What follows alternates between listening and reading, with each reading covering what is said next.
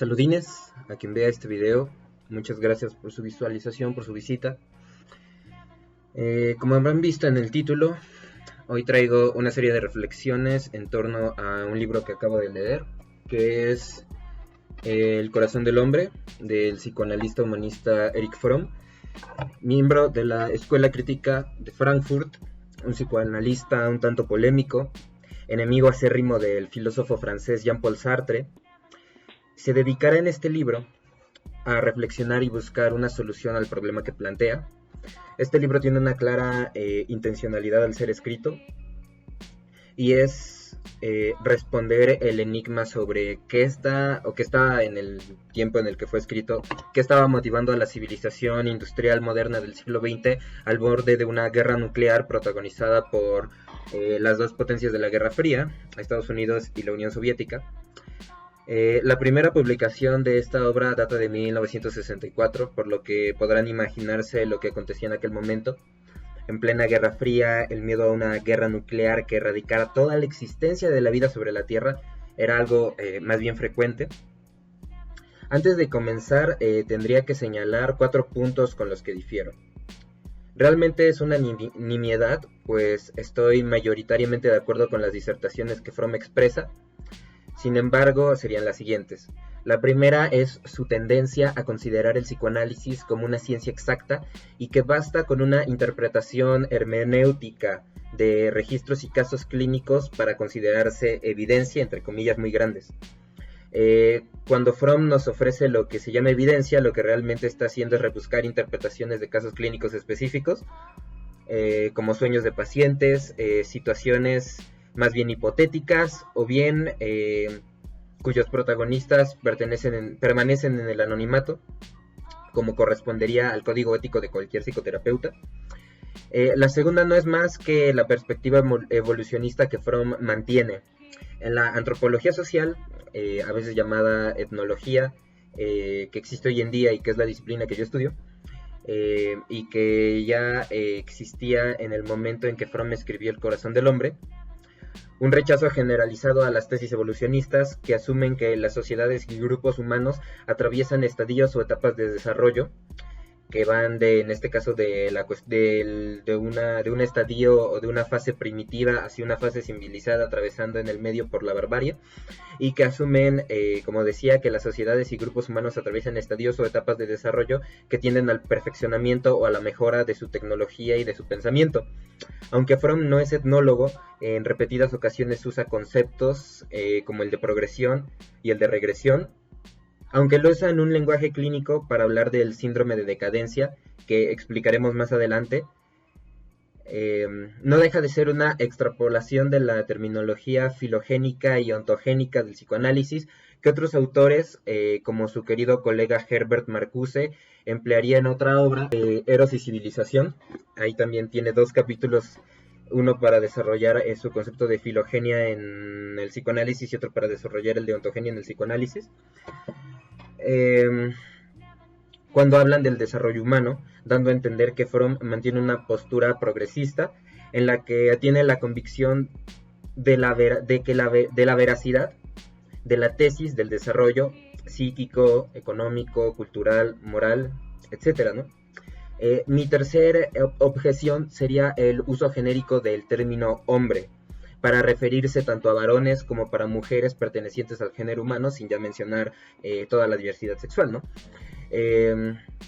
Lo cual hoy es sumamente criticado y mal visto, pero considerando que es un contexto de publicación que tiene más de 50 años que se publicó, pues lo consideraría perfectamente entendible y justificable. El cuarto punto es que predomina en muchos de sus pasajes una crítica a Hitler. Y yo no es que esté defendiendo a Hitler, ni que lo admire, ni nada de eso, simplemente que muy acorde a la agenda progresista estadounidense que existe hoy en día, no en el momento en el que se escribió el libro, se exalta la figura de Hitler como enemigo de la humanidad, pero que al final de cuentas fue un opositor y fue un enemigo del capitalismo estadounidense. Pero se ignora profundamente las dictaduras latinoamericanas y medio orientales auspiciadas por la misma democracia gringa, entre comillas democracia, demostrando así una hipocresía y doble moralidad e incongruencia al hablar de valores como la democracia o la libertad. Fuera de estas objeciones en las que no profundizaré más, me resulta un libro sumamente gratificante y que cumple su propósito, que es el de ofrecer consuelo y motivar a la emancipación de quien lo lee. Ahora, ¿de qué trata el libro? ¿Qué se desarrolla? El libro está dividido, como es normal, en capítulos, a mi juicio perfectamente articulados, perfectamente conectados. No es mi intención explicar cada capítulo porque son tan vastos y generosos en su contenido que harían falta una serie de videos o algo parecido a un curso para exponerlos a cabalidad. Lo cierto es que hay ciertos puntos centrales que merecen la pena ser destacados, y para este fin no haré más que una breve semblanza del contenido de los capítulos ya entremezclados, conectados entre sí. Como se mencionó con anterioridad, con este libro Erich Fromm emprende la misión de responder las inquietudes en torno a la amenaza de la guerra nuclear durante la Guerra Fría, pero también le llama la atención la indiferencia de la población ante la posibilidad de una extinción de la vida, no solo humana, sino de cualquier tipo, flora, fauna. No sé si las bacterias las considere vida o no, es medio ambiguo en ese sentido, pero supongamos que también. En el primer capítulo, el hombre, lobo o cordero, Fromm hace un estado de la cuestión respecto a si el hombre es bueno o malo por naturaleza, que necesariamente remite a las discusiones entre los que lo consideran malo por naturaleza, como es el caso de Thomas Hobbes y Maquiavelo, y los que lo consideran bueno por naturaleza, como Rousseau o Kant. Tras presentar una serie de ejemplos, Fromm concluye que no existe tal dualismo en las posturas, sino que el bien y el mal son potencialidades que el individuo y las sociedades deciden libremente, pero que existen ciertos factores, ciertos elementos externos o condiciones que el individuo no decide y que pueden inclinarlo o incluso determinarlo a alguna de las dos posibilidades, el bien o el mal. Antes que un libro de sociología o de psicología social, a mí me parece que es un libro de ética. En capítulos posteriores, Fromm se dedicaría a desarrollar sus argumentos a favor de la postura que se llama alternativista, que es un punto medio entre el determinismo y el libre albedrío o libre arbitrio, que es una discusión metafísica clásica que nos remite a los albores de la filosofía. Y el alternativismo consiste en la posibilidad del humano de elegir por sí mismo, hasta cierto punto y bajo ciertas condiciones independientes a su propia voluntad. En el segundo capítulo, titulado Diferentes formas de violencia, Fromm definirá sus conceptos de bien y mal, evadiendo por completo el relativismo moral, que consideraría ambos valores con elementos culturales impuestos por tradición.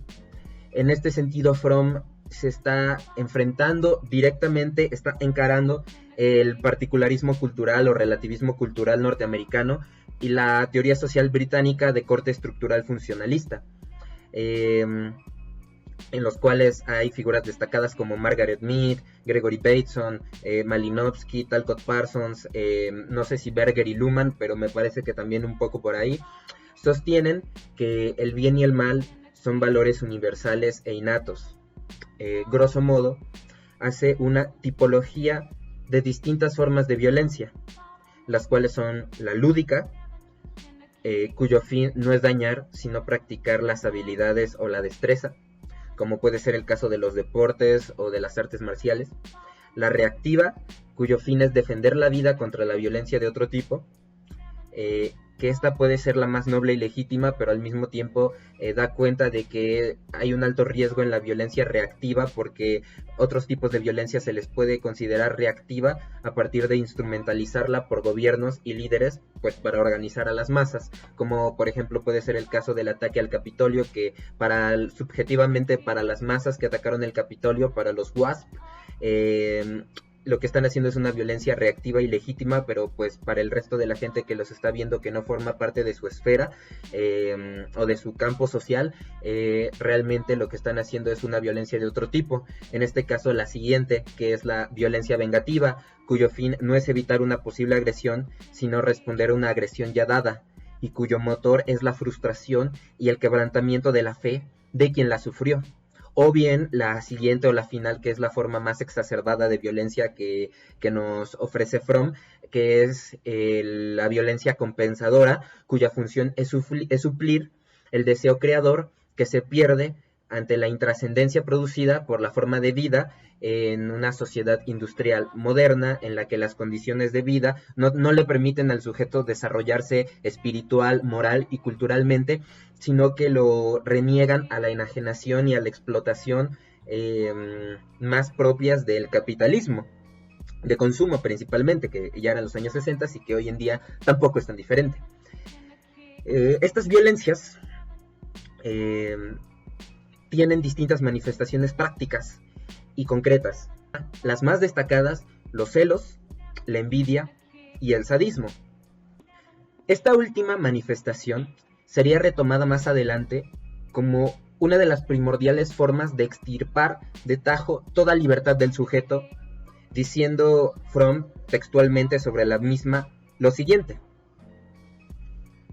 todas las diferentes formas de sadismo que podemos observar se remontan a un impulso esencial, a saber, el de tener un dominio completo sobre otra persona, convertirla en un objeto desvalido de nuestra voluntad, ser su Dios, hacer con ella lo que se quiera, humillarla, esclavizarla, son los medios para este fin, y el propósito más radical es hacerla sufrir, ya que no hay dominio mayor sobre otra persona que obligarla a aguantar el sufrimiento sin que pueda defenderse.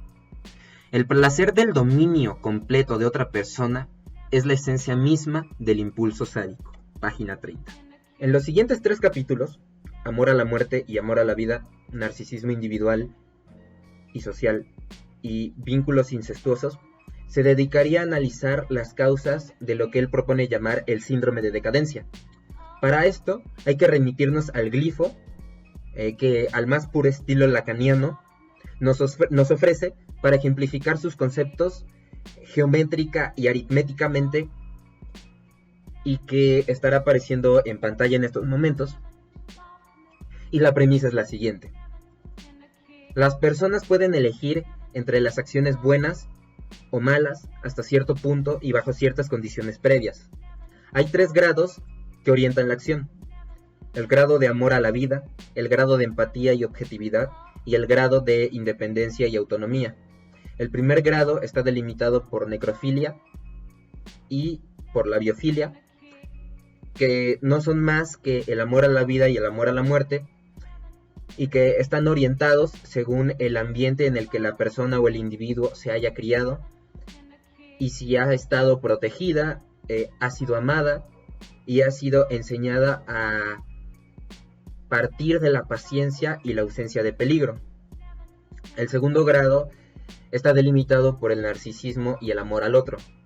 El tercer grado está delimitado por la dependencia y la autonomía hacia aquella entidad personal o social que nos otorga protección a la existencia y a nuestro narcisismo. En este caso, él habla de la fijación a la madre y del vínculo incestuoso, pero no en una connotación sexual, sino diciendo que así como la madre cumple ciertas funciones, que este concepto se llama función de la madre, lo mismo puede cumplir la adscripción a una raza, a una religión, a una postura política o a una clase social, en general a los distintos elementos que nos dan nuestra identidad.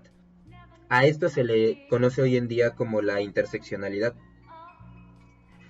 Bien podría interpretarse esta tesis como maniqueísta y dualista. Sin embargo, Fromm manifiesta en repetidas ocasiones que los síntomas del síndrome de decadencia solo son malignos en casos extremos o imposibles de ser estas pulsiones sublevadas o transferidas a formas productivas en nuestra vida cotidiana.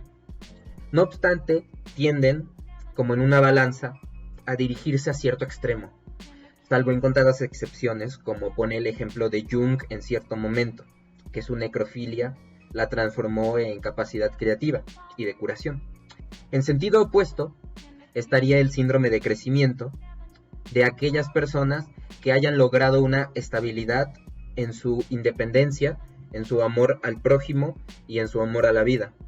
Mientras que atravesaría un síndrome de decadencia aquella persona que haya sucumbido ante el amor a la muerte, el narcisismo y la simbiosis con la madre, que en este sentido, como ya se mencionó, madre refiere a aquellas entidades que ofrecen protección a nuestro narcisismo y a nuestro ego, siendo el narcisismo o entendiendo por narcisismo lo siguiente: el individuo narcisista no puede percibir la realidad en otra persona como diferente a la suya.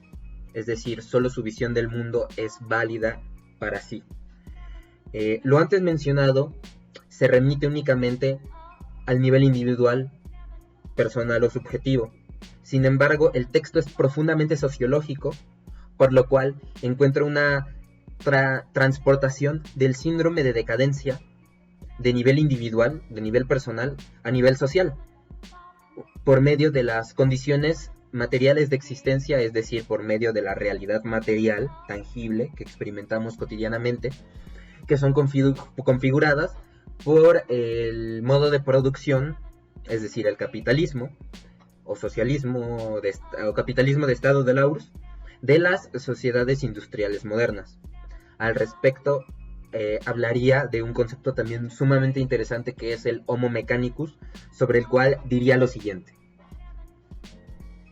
es por lo que entiendo un hombre artefacto profundamente atraído por todo lo que es mecánico y predispuesto contra lo vivo. El Homo mechanicus sigue gozando el sexo y la bebida, pero todos esos placeres son buscados dentro de referencia de lo mecánico o inanimado. El Homo mechanicus se interesa cada vez más por la manipulación de máquinas que en tomar parte de la vida y responder a ella. En otras palabras, se hace indiferente a la vida. En resumen, esto es en la página 61-62. Otro fragmento es: en resumen, pues, la intelectualización, la cuantificación, la abstracción, la burocracia y la reificación, las características mismas, ojo, de la sociedad industrial moderna, no son principios de vida, sino de mecánica cuando se aplica a las personas y a las cosas. O sea, en este sentido está oponiendo la vida a lo mecánico. Lo mecánico sería un reflejo de la muerte, del tánatos, de la pulsión de muerte, mientras que lo vivo, lo orgánico, no lo mecánico, sería el reflejo de la vida, de lo viviente, de lo valioso, de lo sagrado.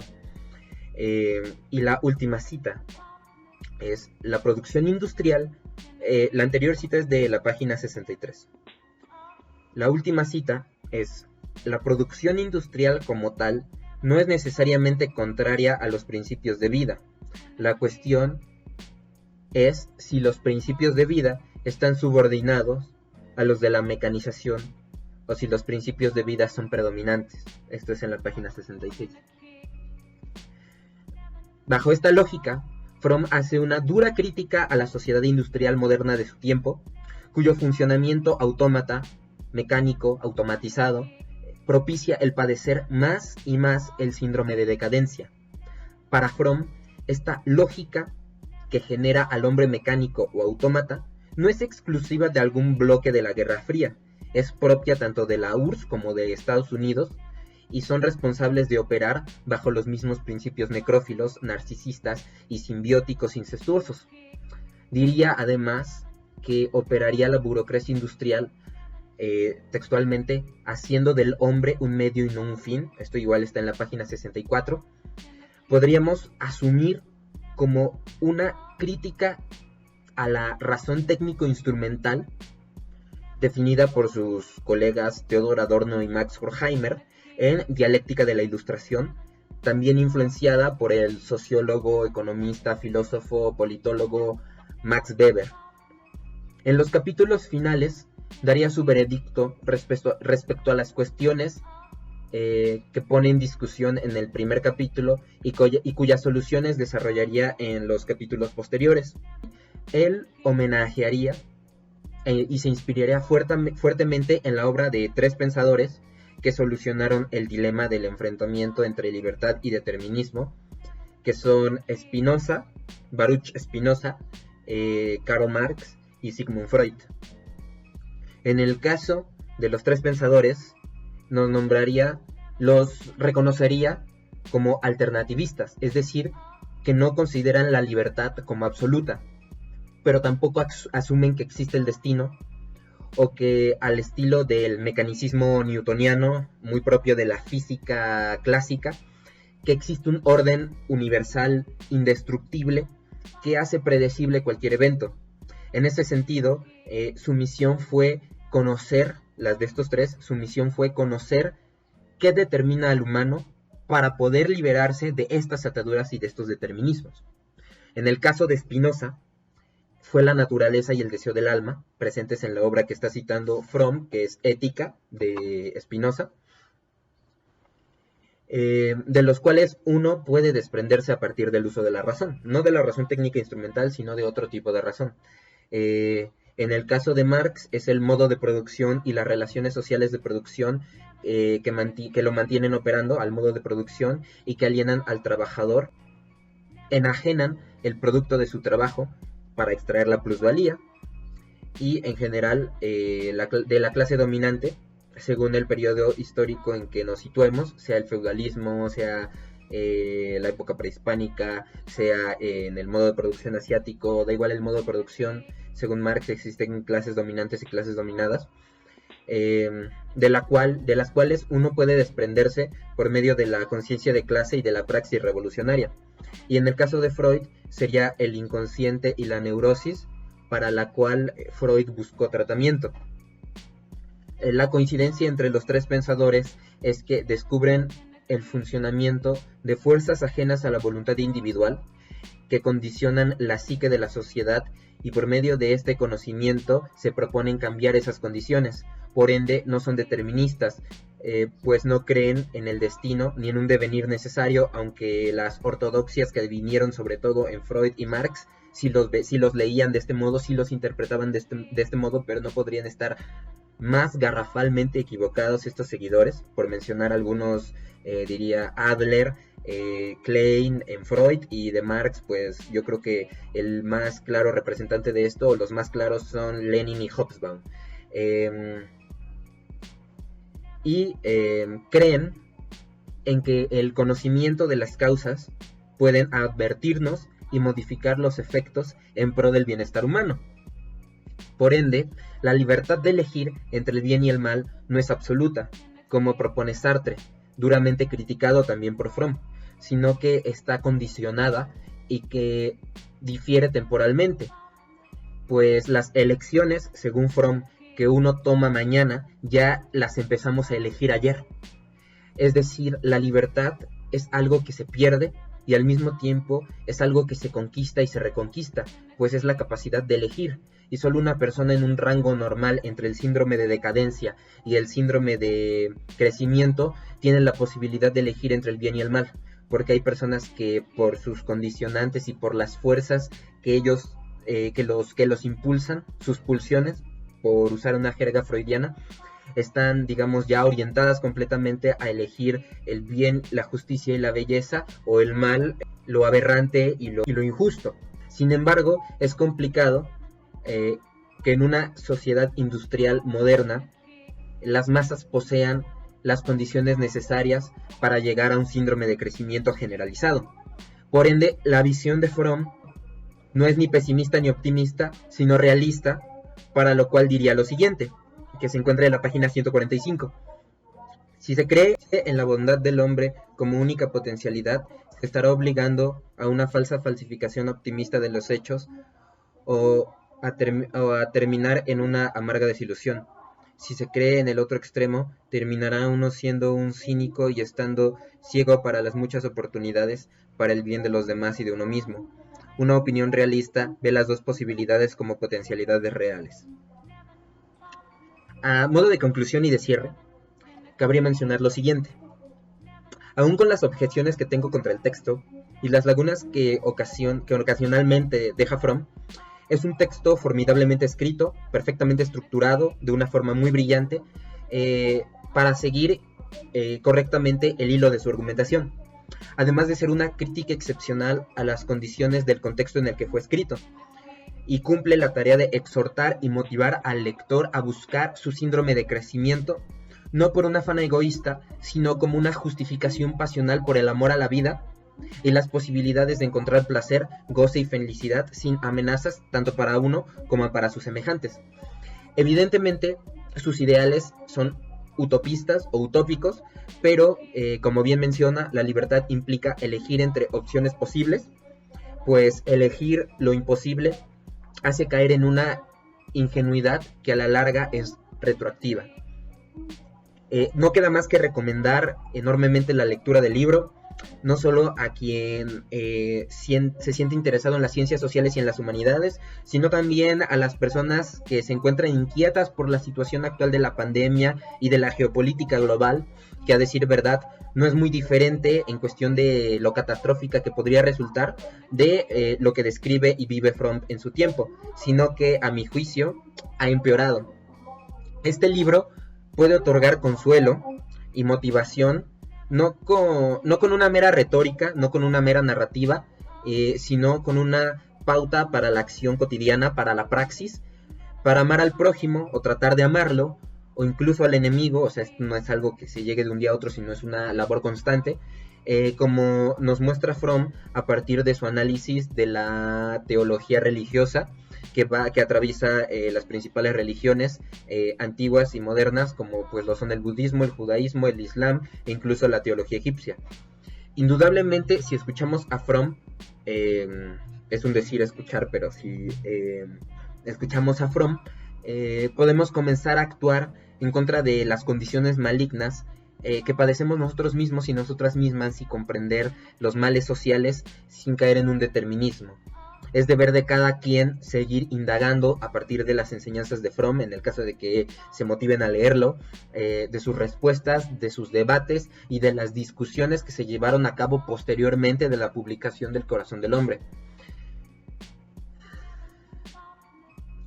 Finalmente, agradezco su atención. En la descripción del video podrán encontrar el link del libro. La edición creo que es la de 2009 y está publicada en los breviarios del Fondo de Cultura Económica. Si te gustó este video, por favor suscríbete, dale like, compártelo y comenta tus opiniones, tus disertaciones, si ya lo leíste, si no lo has leído, si lo vas a leer, cuáles son tus opiniones, cuáles son tus análisis, cuáles son tus reflexiones. Eso ayudaría enormemente en aumentar el alcance de este canal. En los próximos días traeré mi análisis y mi reflexión sobre la filosofía de la liberación del doctor Enrique Dussel. Es un libro que ya le traigo ganas desde hace bastante tiempo y nada más no lo leo. Y si tienen alguna recomendación para algún libro que quieran que analice, por favor dejen el título, si pueden dejen el link de descarga y me encargaré a su tiempo de leerlo, analizarlo y ofrecerles una retroalimentación. Sin más por el momento, ha sido un enorme placer para mí. Yo sentía la necesidad de compartir las reflexiones que me hizo, que me generó la lectura de este libro. Y pues nada, ha sido un placer, un abrazo enorme, cuídense mucho, chaito. Voy a ser el rey de los piratas.